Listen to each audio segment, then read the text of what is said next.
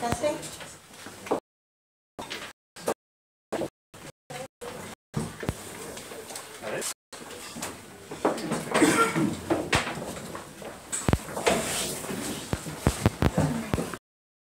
Sorry, folks.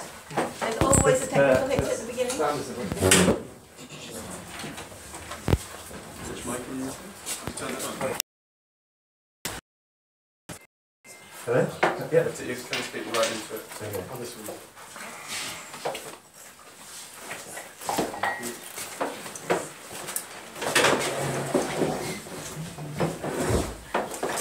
Hello everyone, it's lovely to see you all here. My name is Danny and I work with Fuel Poverty Action, which is a grassroots campaign group. We organise this event because we believe that housing should be both safe and warm. And we've seen over the past year that housing insulation and housing safety are deeply connected. This event is an opportunity for ideas, exchange, and we address vitally important issues.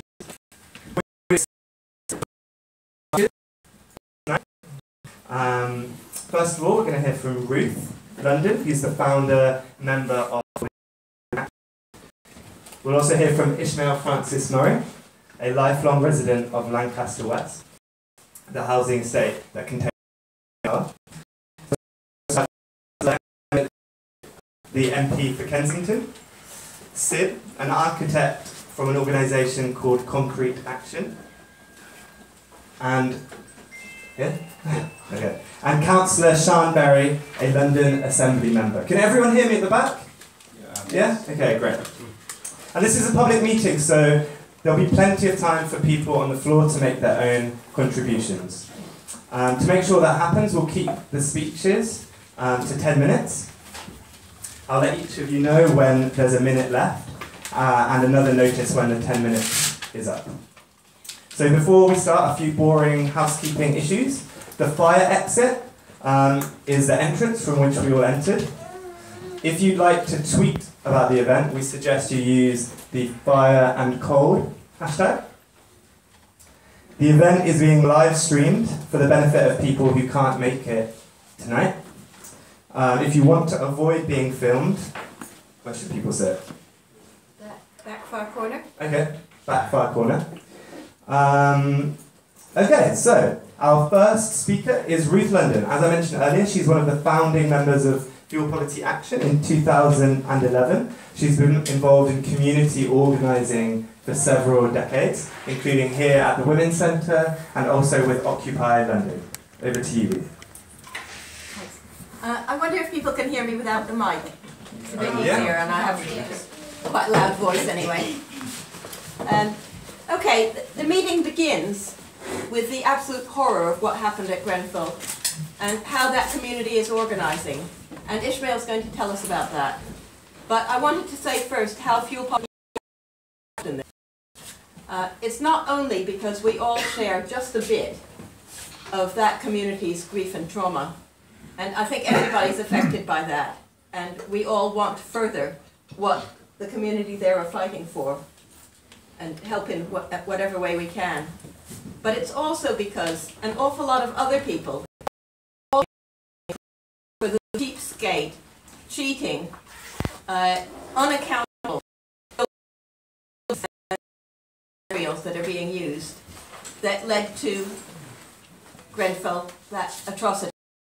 A lot of people are paying a lesser price in money.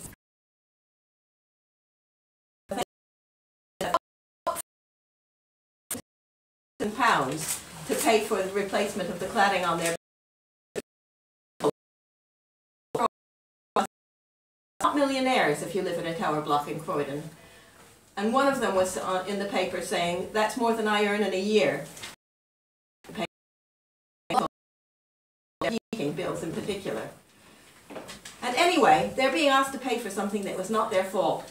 Somebody else took a risk for a profit, and the people who live in the homes are the ones who are paying.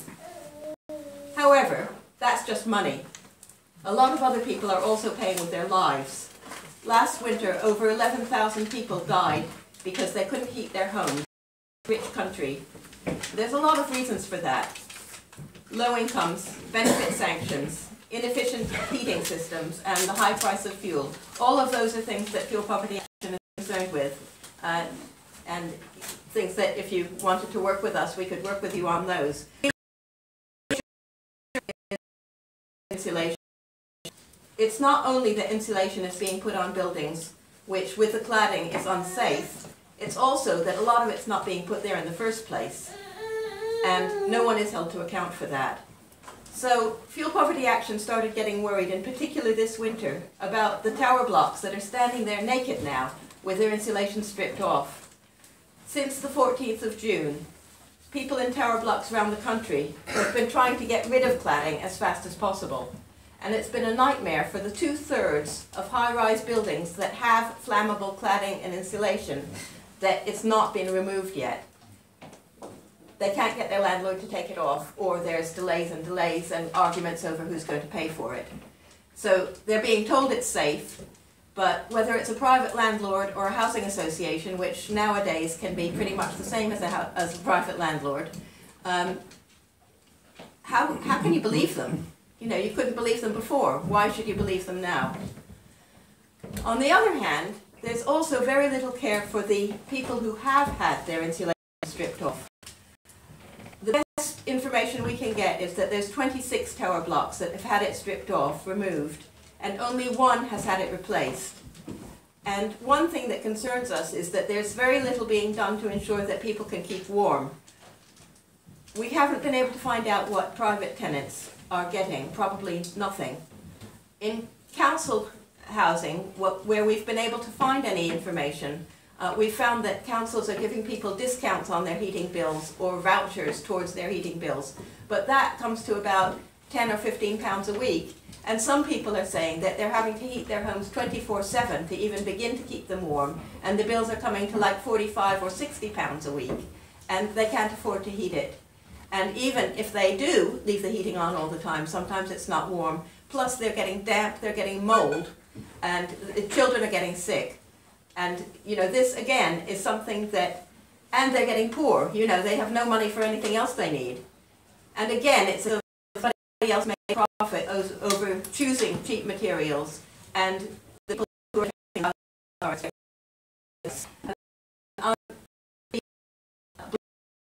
that way is Chaltots in Camden, just here.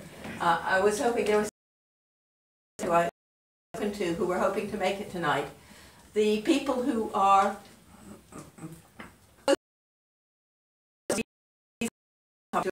a meeting, because it's the people who are elderly, the people who are disabled, the people who are ill, and they can't necessarily make it to the meeting, but they did want it.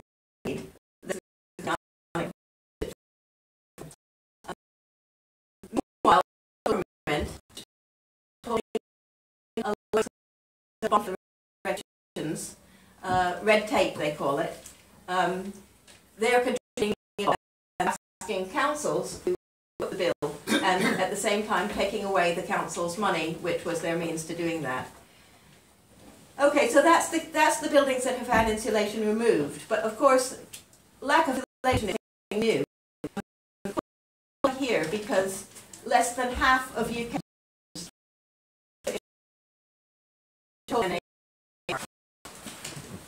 there were programs going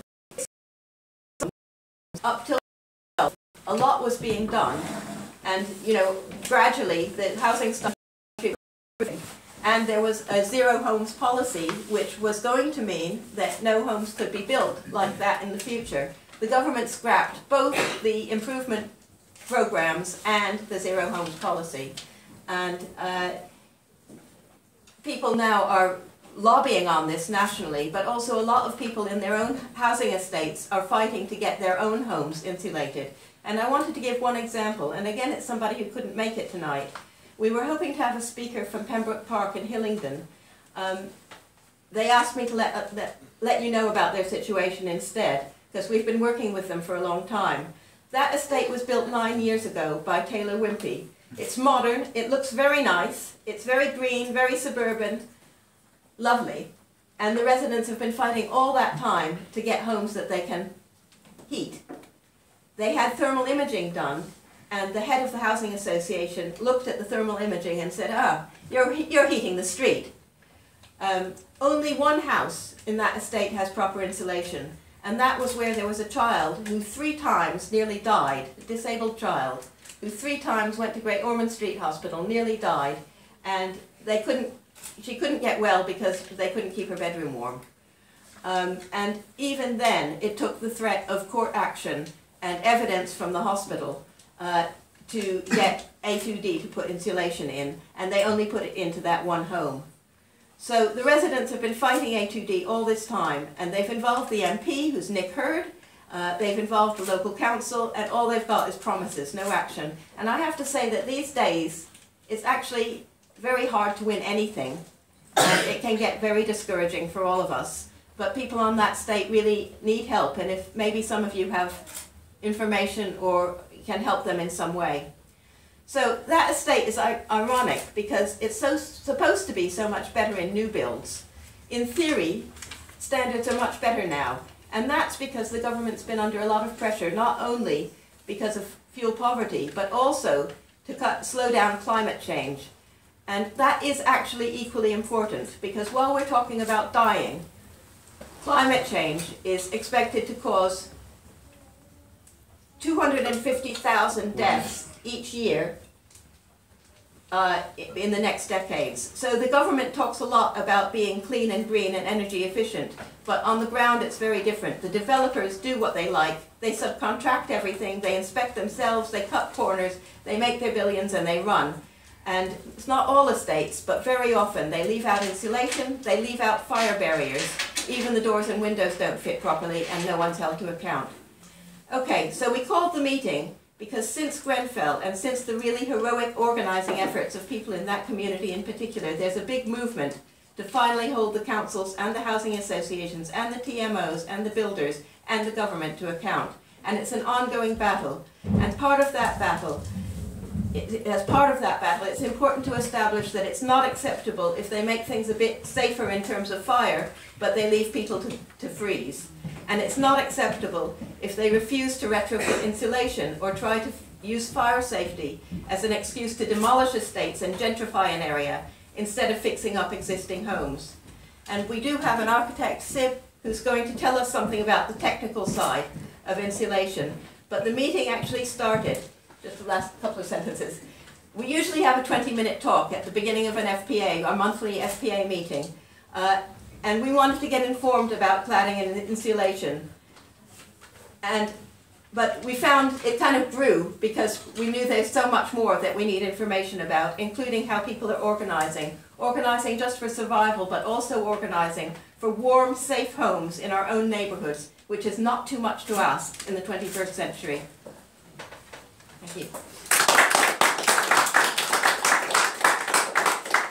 Thanks a lot, Ruth. Our next speaker is Ishmael Francis Murray, a lifelong resident of Lancaster West, who also grew up in Grenfell Tower. He recently made a documentary series about Grenfell called Failed by the State. Over to you. Hello everybody. I'm kind of new to these kind of things because previously before Grenfell Tower I was a plasterer. Was semi-political but not really. I was just getting on with my life. And basically since Grenfell, for the night of the fire, I came off a plane from a stag do and basically came into Grenfell Tower being on fire, the place where I was born, basically. So watching that happen and really waiting for the response of the people who serve us, basically to see them for that. The whole night we stood out there, didn't see no one from the council, anybody from the TMO, just like the mosque, the church, just the residents and the local people coming in and supporting the people from the tower. Out there all night, watching the kids go to do their exams after watching the building burn all night and just thinking, mate, shouldn't there be some kind of special measures put into place for them? And then basically becoming just like a community activist, more to say, right then and there, like going from getting on, just going to work, coming home, doing my own thing, to really being like, these are the people that serve us. This is my community. I love my area so much that I'm not going anywhere, whether they want me to or not. Like, I'm staying here. I'm lived on this estate 35 years, not going nowhere. Like I said, in the night of the fire, I watched my mum have a breakdown. And because we don't live on the direct side of the fire, of the walkways, we live on the other side of the estate, they drew an imaginary line around the tower and said only the people on this side, like on this side of the circle, are affected. Anybody else really get on with it. So then just the local youth clubs and everything else coming up, doing all the aid, still not seeing the council for 2 weeks basically. We're doing their jobs, no one's going to work, we're supporting survivors, bereaved. And then going to meetings and just watching the lack of empathy and care, and just, like I said, these people had £270 million in the bank. So for them to cut corners and change the cladding over £250,000, it just shows you the kind of level that they deal with us on. Is that they've got all the money in the world, but £250,000 could have saved 71 lives. Like 71 lives could have saved all the hurt that we're dealing with and all of the rest of it. So it was just, like I said, everybody in that was life changed, so it was just like really trying to keep everybody together and show them that we're not going to riot, we're not going to give you what you don't want, we're going to handle this dignified, we're going to handle it how, like I said, after witnessing the fire and the aftermath, if we don't get change through this, we never will, basically, and it's just like, so we need to make sure that we play our hand correctly and don't give them any more ammo to in turn portray us how they have been portraying us, because of a lot of the stuff that we hear, or that you hear, is not true.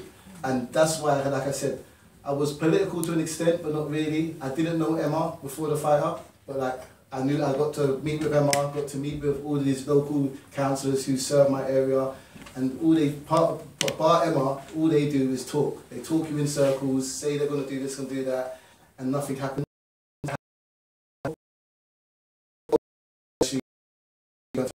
My sister worked in that nursery for 25 years, so they have a big bond to them. They're seeing it, and me myself being completely broken, as I would say, that I still am, and carrying a community who's been half my state is not there. Go past this tower that's still not covered when they said it would be covered by Christmas. It's not even a. It's just everything they say, they do the opposite, and it just feels like they're just trying to basically break us. Because I said I'm not going anywhere, but the more and more I have to live in that more, and like I said, they're living in a place that's more like a ghost town. You know that no one's there. Like all my friends who are there are all in hotels. They don't come back. So like my life way of life to change. The kids who nobody really seems to talk about. I can just think about Carrie as an adult, and we're talking about kids who lost, and we've got people who lost teachers. 71 people died in one night. And I live on their stage. And I go to these meetings and I ask them, we're 7 months in, my children have spoke to nobody. That go to a mental home, a mental hospital, and I'll be like, I don't think I'm traumatized. So it's just like, they're trying to tar, I believe they're trying to tar us with a brush to minimise the effect that they've had on the local area, and then just brush it under the rug, kind of like as they do. And that was the basis of like, me never going to any residents' meetings or nothing, starting to go to these meetings. Everyone just talks good. Everyone talks good when the cameras are there, and when the cameras are gone, everybody goes home. But I am home, you know. So they're like,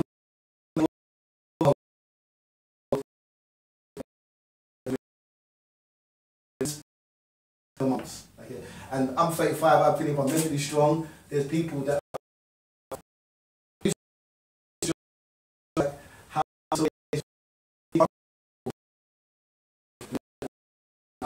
and having people like bodies outside their doors, for no living, no respect for people's needs, and it's like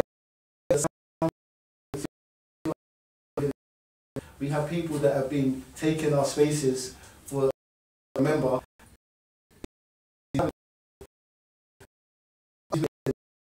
really going on, and me not really knowing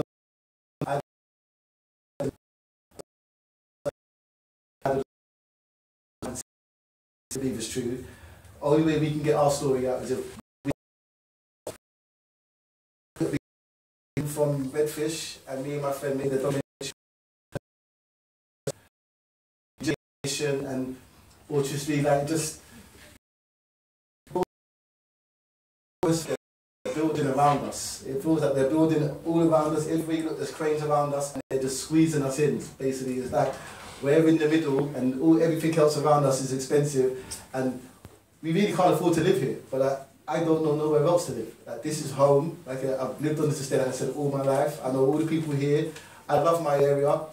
I get homesick when I leave. You know, like I said, I actually love my area, and I love most of the people here.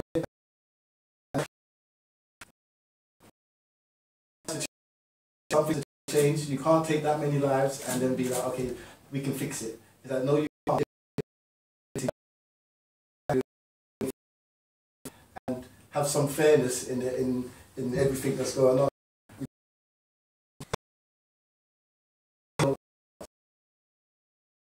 So I was walked around. They walked me around in Hackney, and it's the same there. I got to come off the train, cranes were everywhere. We couldn't find a corner shop.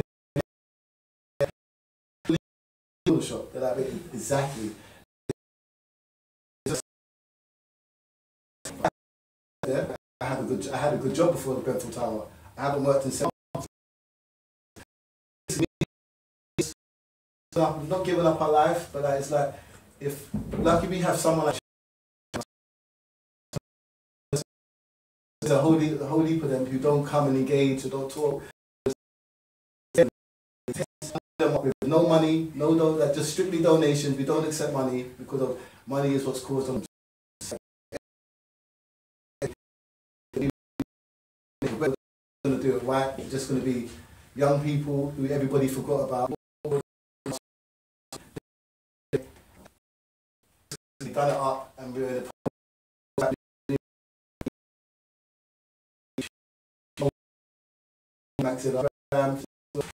and like I said, come down. Like I said, come down. You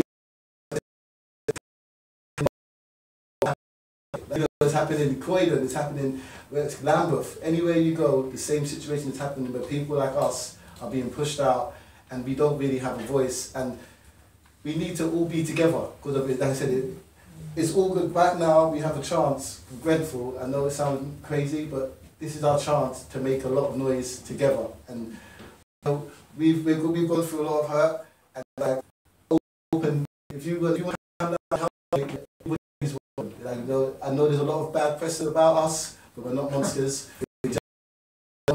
We just want something to change because like a ghost town. Like I said, it feels like 50% of my area is come back. So it's like, what are you not going to do with our estates and the surrounding estates? My first time, I'm normally just answer questions because of, I can tell you, I'm just going to pass over, but like any questions, mate, I can answer anything.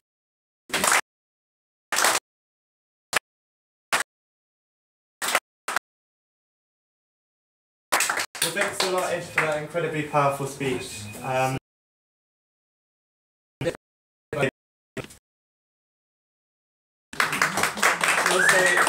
She also recently wrote a report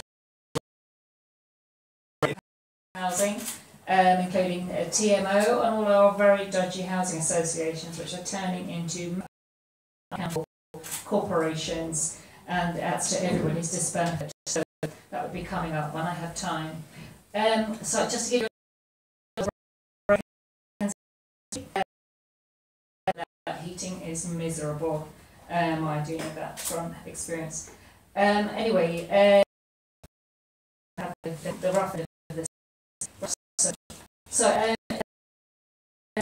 on the demo board for a while, which was pretty awful. It was very dysfunctional, lots of shouting and screaming and awful at that time, from 2008 to 12. After decided in principle to refurbish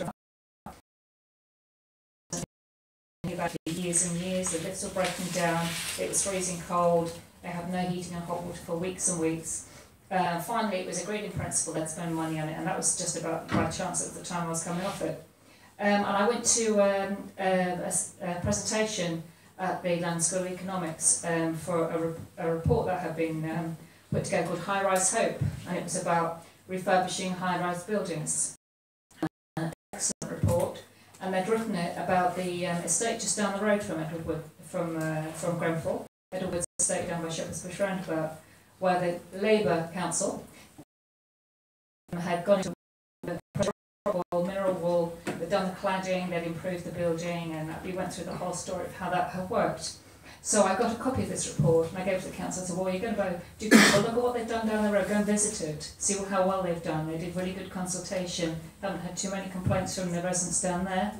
And gave them a copy of the report, said, have a look at this, and they completely ignored it, of course, unfortunately. So even in the richest borough in the universe, one of the Tories said that once, we still have, I think it's about 70 excess winter deaths of people who shouldn't have died, but they've died because of the cold. Horrendous. I find that alarming, which is why I wrote my inequality report. A lot of people don't know that. So this is, it's a problem worldwide, but also in my patch, which is why people need to know how bad these things are. So Grenfell is just down the road from me, just 3 blocks down from me, and I was also there in the morning, and it will stay with you forever, what we saw there, and we've all lost friends, and friends have lost friends, family and friends, and that will forever be with us. So, as I say, it's in my patch. The reasons after I'd left the board, the reasons that as they were progressing with the specifications for the tower, it went through lots of different stages. But when it went to committee finally, the planning committee, it said the main thing was the changes to the existing towers. Actually says this. So they kept on repeating this. There were 2 conservation areas, Avondale and I can't remember. The specification for the cladding was changed at some point to save money. That will come out, we hope, through the inquiry or maybe the criminal investigation. Yeah. And if nobody goes to jail, I think there's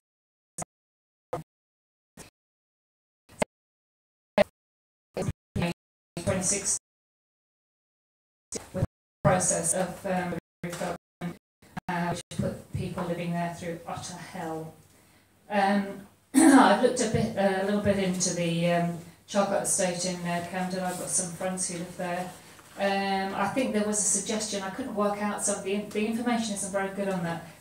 They were going to use mineral wool and didn't in the end, and I'm not quite sure what, because mineral wool is literally wool made from rocks and you can't burn it at all. Why didn't we use that? You save lives, a little bit of money. The cheapest is not always the best value, as we know. So as far as I can work out, they certainly haven't had, and they have indeed got lots of problems at Charcot Estate, as I know. I was talking to the MP of that area the other day. We have lots of different problems in Kensington and Chelsea, not least as the Victorian terrace houses, which are perishing, including mine. And I think whether you live in a terrace house owned by Notting Hill or a council estate, we're living in the Stone Age compared to other Northern European countries. Our approach to insulation is appalling. We are not saving money by not keeping people warm. It's a burden on the health service. People are dying who don't need to die. Children are being born, growing up in awful, mouldy, damp situations. At the moment, we've had so many reports of damp and black mould coming to my constituency office that I'm asking my caseworkers to ask about physical health. And so far, every single household who are reporting damp have a child with asthma. Every one. And many of them have adults with asthma as well. And some of them, there was one who had a child being regularly carted off to hospital in the middle of the night with asthma attacks. And I went to visit somebody the other day, a young man actually, who had chest problems and black mould, and he had a nebuliser to sleep at night. He couldn't sleep. And this is absolutely terrifying. I found it so scary. People are being made ill by their homes. We're not saving anybody any money by making people ill in their homes. and that's hugely important. So where do we go from here? By chance I was on the London Fire Emergency Planning Authority for a year, the GLA for a year before Grenfell, and I stepped down after I became an MP, and we were going through the results of the Lacanau fire, the fire in South London, where there was 6 people died. There was an inquest and inquiry, and they made recommendations about improving fire regulations, the whole thing about the sprinklers and the kind of cladding and so on, and the means of escape, and it's all in there. It was all in there. We were asking through my year there, demanding the government actually implement these recommendations, which have been knocking around already then for 3 years, and the government were refusing. We've asked them again and again and again since June, and even with all the shame pouring on their heads, they will not agree to implement those recommendations. They will not agree to fund the replacement of dangerous cladding, and they're just sitting there and waiting for other people to say, oh, they can come and talk to us if the councils can't afford it. They have not paid for one council to replace cladding. And I know there are people in tower blocks, which may or may not be safe, I don't know, who are scared, whether or you know. There's people living in Wallsend Estate has no cladding at all, it's brick built, and they're scared. People need to feel secure and they need to be safe. So yeah, so we know, as Isha said, that they treat people differently, and there are a lot of people like Isha had jobs before, and now they're living on benefits, and they kind of reduced they've turned their life around the wrong way. And people say, I had a life, I had a job, I had my husband, and I had a house full of memories, and now I'm a beggar. That is what they do. This absolutely appalling disdain that they have for people that they don't understand, because they will always call them these people. As far as people, and as has been happening in our patch, we share our knowledge and don't change. The government will eventually be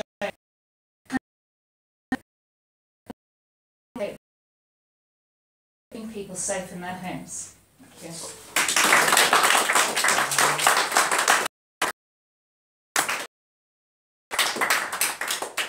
Thank you, Emma. Our next concrete action is going to tell us a little bit about what they do.